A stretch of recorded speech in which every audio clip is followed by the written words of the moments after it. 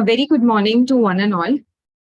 On the occasion of World Hepatitis Day, Department of Oral and Maxillofacial Surgery is organizing a small guest lecture on the topic hepatitis awareness and post. Very good morning to one and all. World Hepatitis Day, Department of Oral and Maxillofacial Surgery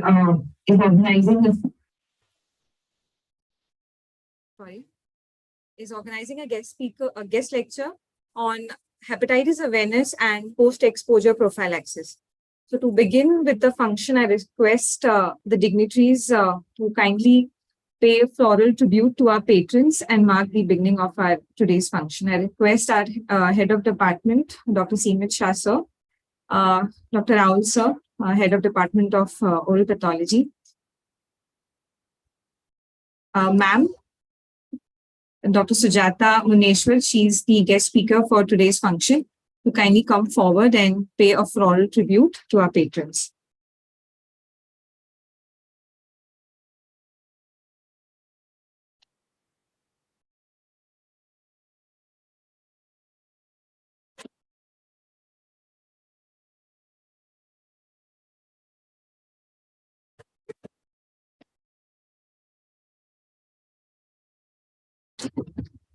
I also request Dr. Raul Kunkulur sir to kindly join sir for the floral tribute.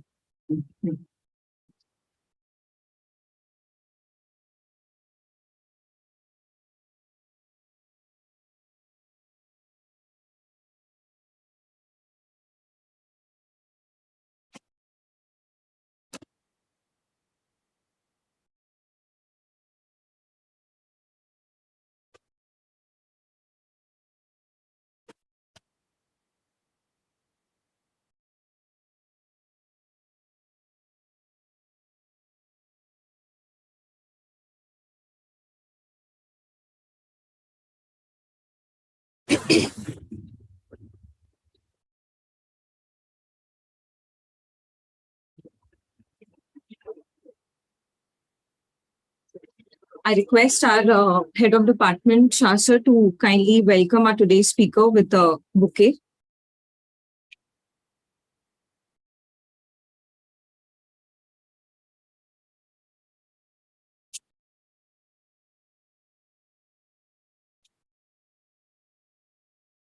Dr. Sujata Muneshwar is an associate professor in the Department of PSM RMC, having a teaching experience of around 7 years.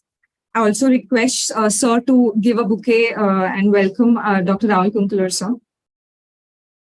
Sir has been very instrumental in helping us conduct the vaccination drives for hepatitis B vaccination. We have conducted successfully 2 drives as of now, where more than 200 students, staff members, teaching, non-teaching staff, we have vaccinated.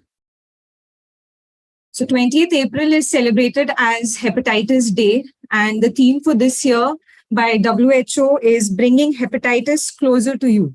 So this day is celebrated to remember Dr. Barrett Bloomberg, who discovered the virus in 1967, and 2 years later, he's discovered the vaccine. He was the first person to discover the hepatitis B vaccine. So our department has taken this task of creating more and more awareness among the students, among the medical professionals, and try to vaccinate as many as healthcare professionals as possible in our capacity. So this is a small effort in our struggle to fight against this deadly virus or hepatitis. So without any much delay, I request ma'am to kindly start with her lecture. Ma'am, the floor is yours.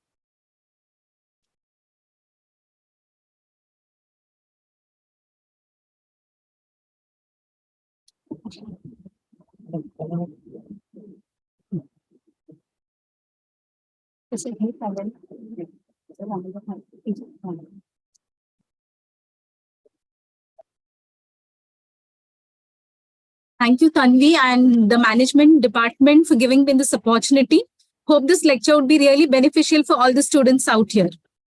So as already told by Tanvi, this is World Hepatitis Day 2022. The theme is Act Now and Bringing Hepatitis Care Closer to You. So a very important theme for this year is for us to understand. During my lecture, I'll give you some important points, basics of hepatitis for you to understand how it is and what exactly should be done for prevention. Okay, I would concentrate on this aspect of this topic here. Okay, as already told, it's celebrated on 28th July because it's the birthday of a scientist, which we will just see. So it's an opportunity to step up national and international efforts on hepatitis. It encourages action and engagement by individual partners and the public. So for any disease as such, it's not just the government who has to take a part. It's an individual who needs to understand the disease, and this in turn would help to bring down the disease from the various stages. What we usually speak of is a control, okay, elimination and eradication. So it is the individual who has to understand the disease and know what the prevention is, and highlight the need for a greater global response, which was outlined in the WHO's Global Hepatitis Report, which was given in 2017. So it's the birthday of Nobel Prize winning scientist, Dr. Baruch Blumberg. Now he discovered the virus, as already told. He discovered the diagnostic test and the vaccine for this virus. Now we need to understand this important thing, that there is a gap. There is low coverage of testing and treatment in hepatitis. And this is the most important gap which needs to be addressed. And this is needed for us to achieve the goal.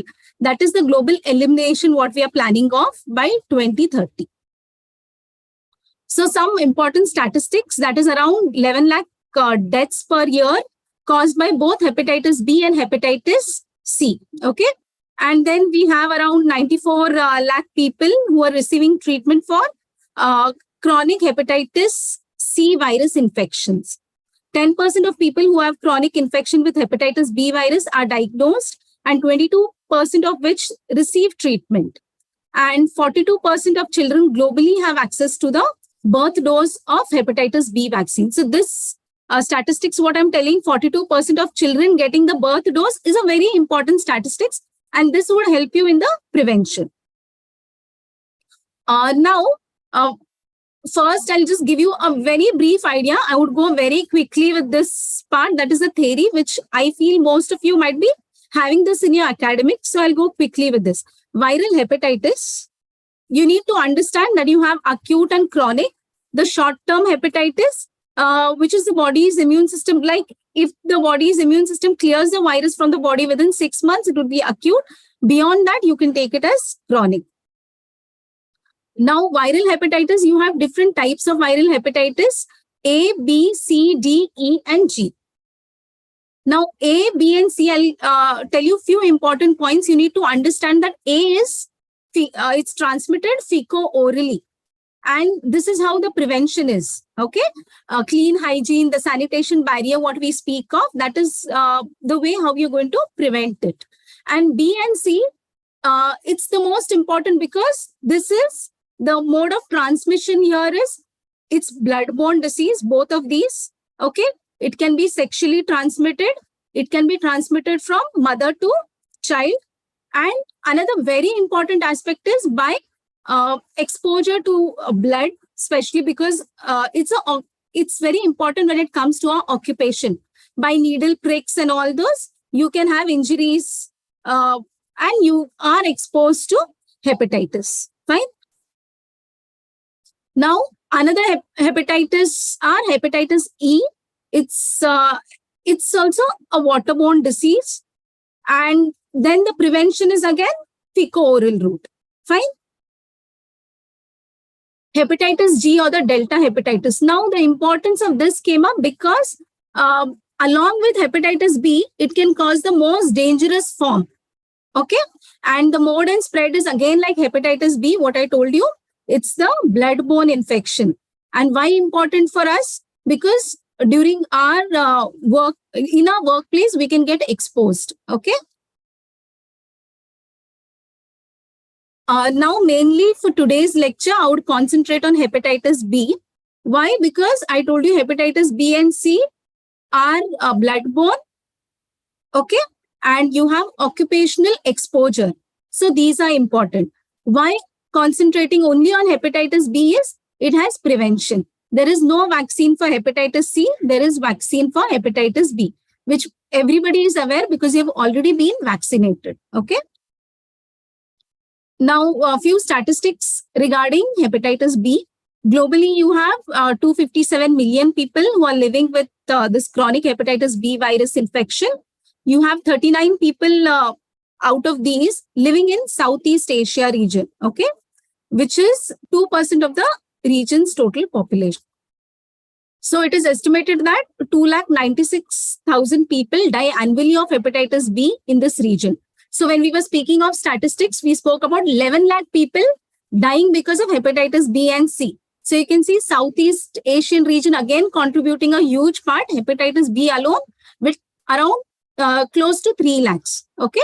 Most of these deaths are from liver cirrhosis and liver cancer. So maybe many a times you have been asked this question that virus causing carcinomas. Okay.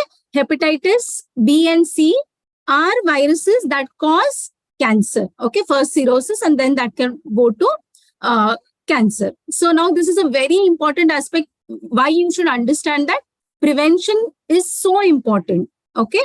That if it's cancer, you have morbidity and mortality related with it. And that's how this is going to help. Now, little bit about the agent host. So agent, hepatitis B is a DNA virus. It has this DAN particle, which is there. It's a small spherical particle with tubules which are present. Okay, this is how it looks like. You have inside this double-stranded circular DNA and you have the envelope which is there. And envelope has the surface antigens. Okay, and against this, we have the surface antibodies which are produced. Fine. Reservoir, again, understand it is only carriers or the cases which are there who can infect others. Okay. Now the infected material, it is contaminated blood, which is the main source. And you have other secretions, the saliva, the vaginal secretions, semen, which is a contributing factor. Okay. If you see the intensity, it is around moderate, these other secretions. Incubation period, it's from 45 to 180 days. Okay. So blood, serum and wound exudates, they have a very high chance of, transmitting the disease compared to others. Moderate being semen, vaginal fluid and saliva. And very low is urine, feces, sweat, tears and breast milk. Now, the high risk groups, like usually when it comes to vaccination, hepatitis B, now in India, we speak of, vaccination for high risk groups.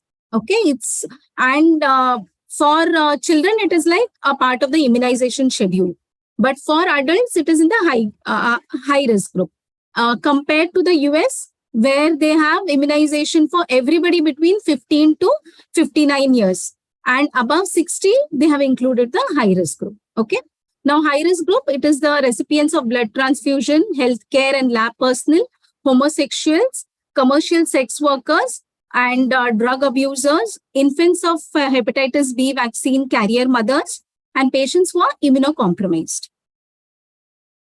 Now, I'll not go into this detail. Understand that there are antigens present and against it after the infection, antibodies are produced. So this is how the antibody response is going to look like. Fine. Now, modes of transmission, which is important. You have this parenteral route, transfusions, dialysis, which happen, contaminated syringes and needles. Okay. Somebody who, now this is not a case in these days because we use disposable needles now, but earlier where they used to boil syringes, so that time maybe somebody getting a prick from those kind of syringes could be infected. Then you have pricks on the skin, very important, occupational hazard, what we usually speak of. Then tattoo, ear piercing, nose piercing, again done under, if it's not done in OPDs, you have OPDs now for all these piercings, right? But if it's done in some other centers where instruments are not sterile, then maybe you may get exposed. Acupuncture, Then accidental percutaneous inoculations by using razors, toothbrushes. I told you, saliva, it has very low amount, but it does has a chance. Okay. Then sharing of toothbrushes has also, there are instances where there are spread of hepatitis B. Okay. Then it could be from mother to baby, and the chance is very high. Okay. 40% chances. Fine. Then sexual transmission also is an important factor. Okay. Now, horizontal transmission, very close contact can spread hepatitis B. Okay. Now, coming to complications. Okay. Now, it's a disease which has a vast, a big range of signs and symptoms. Complications could be viral hepatitis, pancreatitis. Then you could have carrier states, then chronic acute hepatitis, macronodular cirrhosis, and primary hepatocellular carcinomas. Okay. Now, the most important aspect which you need to understand is the prevention, how you can prevent hepatitis B infection. It's mainly on your vaccination. 3-dose schedule is there for hepatitis B for infants. Then prevention of mother to child transmission with a birth dose of the vaccine. And if the mother is positive, then we even give immunoglobulins immediately after birth within 24 hours. Okay. Then blood and injection and surgical safety has to be maintained, and harm reduction of people who inject drugs. Okay. That health education, that awareness has to be there. Drug abusers, drug users. Okay. So if they're sharing those same syringes, very high chances of they getting infected. Okay. Then usually it is seen that vaccination is the most cost-effective method. Other than this, you have new generation highly effective medicines also available, which treat this chronic hepatitis B infections. Even for hepatitis C, you have drugs available, but there's no vaccine as such. So economic analysis in several countries indicate that population-based approaches to test and treat hepatitis B would also be cost-effective. Okay, so this year's theme, what we were speaking of, that let's bring all these, what gap is there between the testing and the treatment, that gap has to be reduced, and let's bring it more to the community. Okay, so that also would be very cost-effective. Then treating the final stages of carcinoma. Okay. Now, hepatitis B control through immunization. Now, the risk of progression to chronic hepatitis B infection is inversely related to age.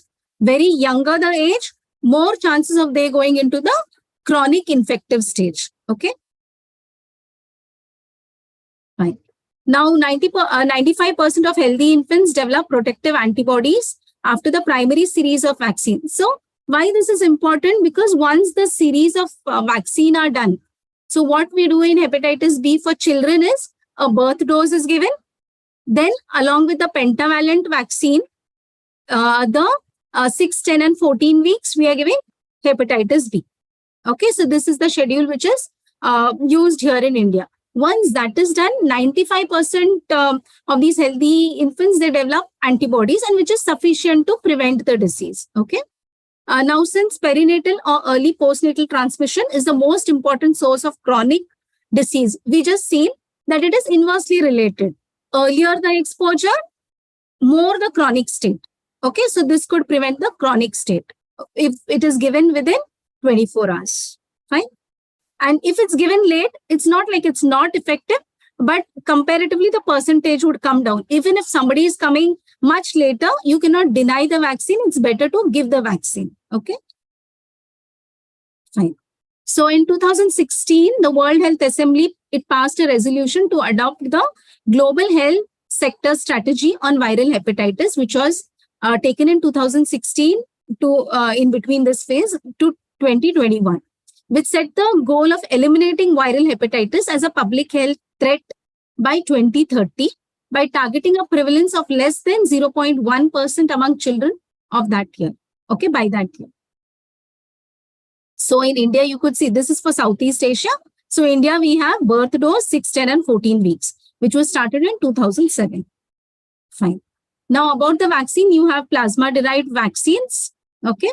And then you have the recombinant DNA vaccine, which are elaborated from the cultures of yeast clone, and it is usually for the surface antigen. Okay, this antibody which is there. The dose being 10 to 20 micrograms. For adults, it is 1 ml. Okay, what injection you're getting? Above 19 years, you give 1 ml injection. Fine. And the dose being 0. That is immediately when you're going to take the vaccine. And then the first month and then 6th month. Okay, it's counted from your 0 dose. Fine. Okay, so this is about prophylactic. Because you have occupational exposure, that's why you people had this hepatitis B drive and most of you are vaccinated. Okay. So children under 10 years of age should be given half the adult dose. So again, this varies. Some books mention it as 10 and most of the prophylactic ones, PAR gives it as 18 and you have some other books giving as 19. So most of it, you could remember that above 19, you could go for the 1 ml dose and below that, you could go for the 0.5 ml. Okay. Now, immunoglobulins, where it is used is for, children born to hepatitis positive mothers. And you have an exposure in the ward, maybe you know that the patient is hepatitis B. So in that case, you could take both active and passive vaccines. Okay. Now, this is your passive vaccination, which will give you antibodies immediately. Fine. And I'll just elaborate who has to take it. One are the surgeons, nurses, and lab workers, newborn infants of carrier mothers, sexual contacts of acute hepatitis B patients. Fine. So it should be taken as soon as possible after the accidental inoculation. Fine. Ideally within 6 hours and preferably not after 48 hours. Fine. Okay. So before I could go further to the dose and all, quickly we will speak about post-exposure. So any one of you, you can just tell me what, if anybody gets a prick. Most of you, I suppose you're interns. Okay. So, okay, one of you, just tell me what would happen if somebody gets an accidental prick. Anybody among you? Yes. First bench. Just give a try. What you need to do. Is anybody you can try? What are you supposed to do? Yes, first person.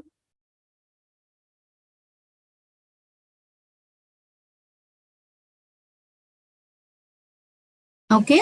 Anything else? The first most important thing is don't get panic, which even if I tell, that will not happen. Okay. Anybody getting a prick would, okay, go panic. Just wash it with plain water. Okay. Not necessary. Don't squeeze because that would lead to increased perfusion to that area. And again, a rapid spread. Fine. So just clean it with plain water and then immediately go to casualty. We have separate center here for this post-exposure prophylaxis for hepatitis as well as HIV. Okay. So don't get panic at all. Go there immediately. First, know the status of that patient. Okay. Whether he was really positive. Fine. Once that is done, immediately once you come there, the further protocol would be there. But for you to understand what is exactly done is, you can take immunoglobulins as I've told you. That is within 6 hours. Okay. If possible, get that done and then get your status done. What if you are, especially with hepatitis C, they are asymptomatic for 20 to 30 years. So many people say that for this age group of 15 to 49, go and get yourself checked. It could be anywhere, the exposure could be anywhere. Fine. So in this age group, go and check yourself. So whenever you're getting a prick, first check whether you are positive before. Okay. So once you know your status, if you're positive, nothing has to be done. Okay. Then go for the further test, RNA test, that's a confirmatory test. Then the actual treatment which you have. Okay. So that could be done depending on regular checkups and get your liver enzymes done, ultrasound. So that is a different story. But in case like everything is okay, you're negative, after the passive vaccination, you could go for the regular prevention. That is the hepatitis B, what I've told you, the adult dose if you have not taken. If you have taken, nothing to worry. If you have not taken, then the 0, 1 and 6. Okay. Any doubts with this schedule? and what you need to do if something like this happens. Hopefully nothing like that happens, because I feel you've been trained. How do you cap the syringes? Need to keep the cap, and slowly you are not going to touch, you're going to just put the needle. So all that is told. And if you have a dispenser for needle, how you're going to. So if you've not been told, just go to the just understand that process, that how you're not going to get a prick. And if you get a prick, so this is how you're going to take care. Fine. Any doubts with this? No. Okay. So the recommended dose being 0.05 to 0.07 ml per kg of body weight. 2 doses should be given 30 days apart. Fine. And it provides a short-term passive protection which lasts for 3 months. And it could be a combination, as I already told you, passive and active immunization. Now, active is the regular hepatitis B vaccines which we were discussing, and the schedule be 0, 1, and 6. Okay. So, in short, few other measures that has to be, which are important for prevention other than vaccine. All blood donors should be screened for hepatitis B infection. Voluntary blood donation should be encouraged, because when you're purchasing blood, fine, there are higher chances of that being infected. Because what happens, testing is done. But if the patient was in the window period, then again, there are chances of the person who is getting blood to be infected. If somebody is from your family, there are high chances that the blood is safe. Okay. Health personnel should be alerted to the importance of adequate sterilization of all instruments and to practice simple hygienic measures. Okay, the instruments, all those have to be sterile. Carriers should be told not to share razors or toothbrushes and use barrier methods of contraception, because we even know that sexual route also is an important way of transmission. Okay, and they should not donate blood. Once they know their status, even if they don't have symptoms, they should not donate blood. Fine. So any doubts with this? I hope like the prophylactic part and all that is clear. And few basic things about hepatitis B. Any doubts? No? So thank you.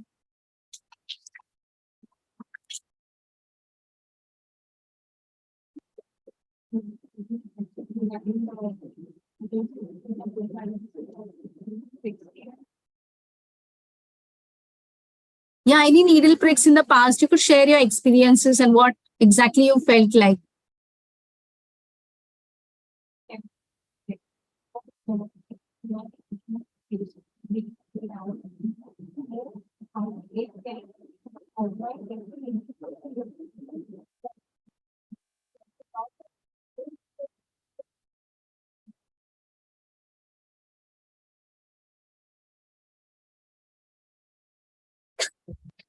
It is for y'all. So if anybody has undergone this exposure, or even when the patient and the source was positive or negative, any experience you want to share on what you did at that time and what was it different from what I'm saying, or you did what at that time, what was to be done? Anybody wants to share that? Anybody had a needle prick? You could raise your hand because you don't want to speak. Anybody had a needle prick anytime? Okay. Just share your experience.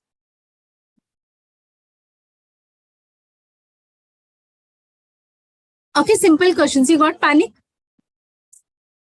No. Okay, that's good. She was not panic, and this has to be there. Okay. Don't get panic. There are solutions. You can go immediately to casualty and then they'll tell you what to do. Okay. How many of you are still not vaccinated with hepatitis B? So everybody is vaccinated. So another important point here is, on this day, share the message. Okay. Once you got to know this, spread awareness about it. As I told you, hepatitis C being asymptomatic for a very long period, they can go and get themselves checked. Okay. Yes, ma'am. Ma'am,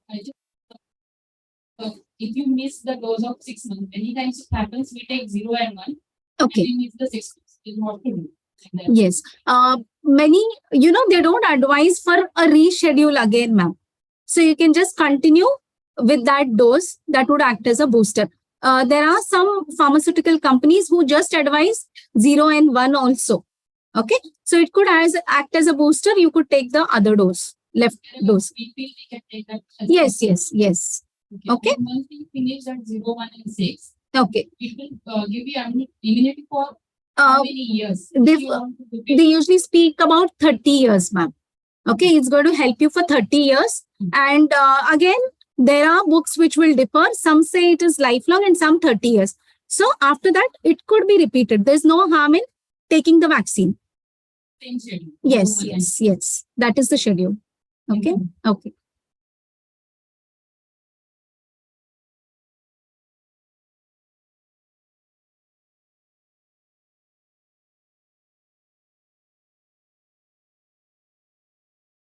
A very beautiful presentation. Thank you, sir. It was superb.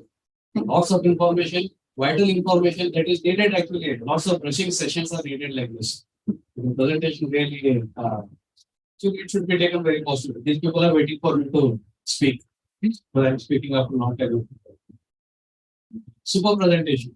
Thank you Thank so you. much, sir. The most important thing is as far as the needle prick injury is concerned, what you're telling is these people should understand one thing. How to recap the needle is very important.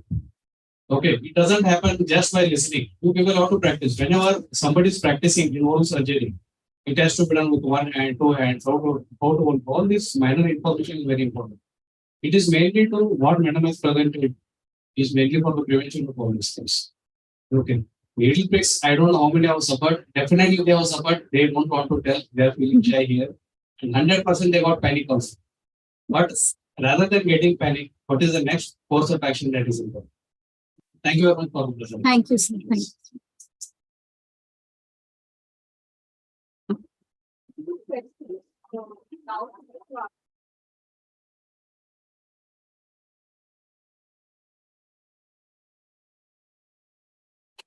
To ask any questions, any doubts about vaccinations, the schedule, or post-exposure prophylaxis. Once again, just repeat the protocol in our university for the benefit of our students. Okay. So as such, yes.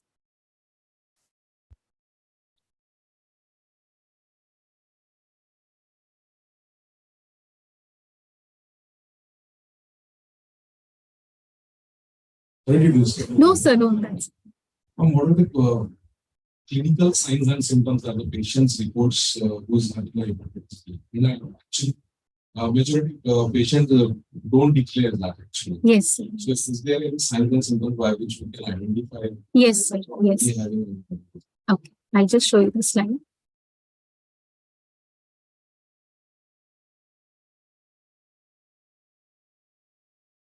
Okay. So in hepatitis, as we see, all the hepatitis A, B, C, and the others also, majority of them, like few hepatitis, especially the hepatitis C, what I told you, they are asymptomatic. Okay. The others being jaundice, which in the acute phase, we can see jaundice, then loss of appetite, nausea, vomiting, fever. These are the basic ones, joint pains, fatigue is there. Most of this, what I'm speaking of is the acute phase, dark urine, pale bowel movements. Then in case of hepatitis C and B, because the liver enzymes and, those are varying, we have easy bruising, bleeding, which could be seen, okay, easy bleeding tendencies. So that could be appreciated, spider navy and all those kind of symptoms also are there, where the blood vessels and all could be, those spider navy, that is the blood vessels which are there, that could be seen, a small reddish rash, which is present mainly on the abdomen. So that also could be identified, sir. So these being the most common ones. How we further investigate them? That's it, any other tests or the Yes, for hepatitis. are required? Yes. So once we identify antibodies, once some person is positive for antibodies, the other test what we do is for the antigens. Okay, because once a person has got infection in hepatitis B, most of them will recover on their own. Okay, this number being very less in hepatitis C. 85% of the people in hepatitis C will go into the chronic phase. So in the phase what I was telling, that majority of them who recover, they will have antibodies, but they will not have the antigens. So we need to see if the person still is infective. He has those, those antigens present. We do the RNA test. Okay, the PCR test and all those are done. So this is again a confirmatory test. Okay, so once the RNA test, then the other, the other tests are done to see the how the disease is progressing. The liver enzymes are done, sir. Okay, so all the liver enzymes, ultrasound to check for the liver stages, cirrhosis and all those. So that can be done. As the disease progresses, you have cirrhosis, changes in the liver, okay, and hepatic encephalopathy. Those are the severe forms. Hepatic encephalopathy can present with all these confusions, such kind of features. So that's why, because the disease has so much of spectrum and this chronic phase and such kind of symptoms where it is little difficult to treat at those stages. Earlier stage, if detected, there are drugs available. Antiviral drugs are available and they're showing good results. So that could be started in patients. Thank you, sir. Just one question. Yes. Is there any oral findings here where we can do the oral findings? So any specific oral findings can be seen in those patients who are having hepatitis C or B? Yes, sir. Specifically, oral wise, we could take these bleeding tendency. So gum bleeding is seen in a very wide range of patients, but even this could be manifested, sir.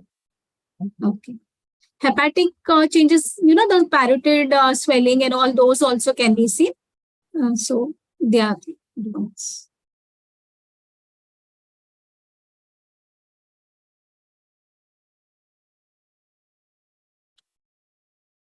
Once the patient is cured from Hep B or epilepsy, they can do blood transfusion. Again, it's little controversial. What I read, like few books do say that once the antigen is not there, after few months you can give, but still not advised with hepatitis C and B because they can go into the chronic phase. So better to avoid. Okay. Because they do say that, a good number of people in hepatitis B, the virus is completely cleared and they can transfuse. But usually I don't feel, once they know the status, better not to donate. Okay, anything else?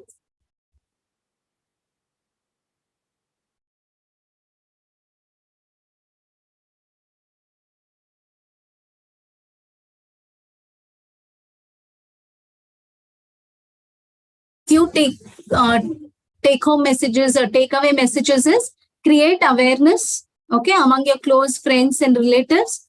Tell them the importance of getting tested and there is treatment available and vaccination. Fine. Understand these things and spread the word.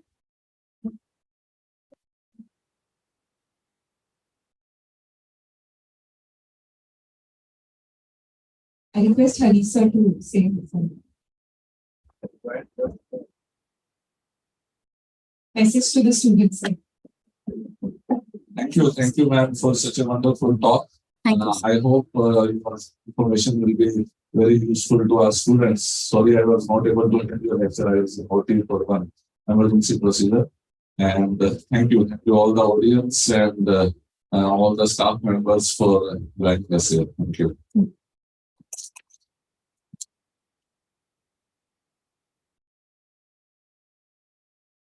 Request Harisa to hand over a small token of appreciation to our speaker today.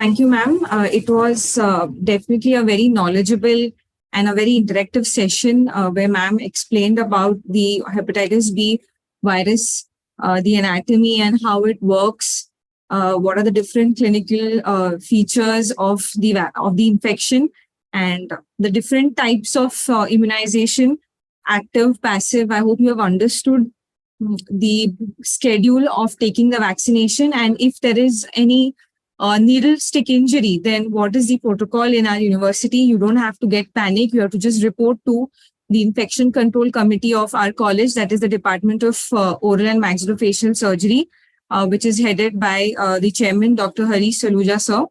And we have to just check the source, the patient from whom you have got the needle stick injury. First of all, wash in whichever department you are, just wash your hands with clear water, running water under the tap. Do not squeeze, because as ma'am said, if you squeeze, you will increase the blood flow to that area and there's a chance that it will spread more. Okay. So report to our department with the source if you know who the source is. And then we have a form that you need to fill so that you get registered into our registry. And then we take you to the casualty where the further management will be done according to the protocol already established by this college. Okay. So thank you one and all, the staff, students for spending your time and coming for this last moment lecture. Thank you so much. Yeah, I request all of you all to come ahead for a group photo. I request, sir, please wait. We have a small high tea arranged for some time. Yeah. So I request all the students and staff to kindly come ahead in front of the stage for a small group photograph. Yeah. Ma'am, please come. This link, this entire program was shared live on YouTube.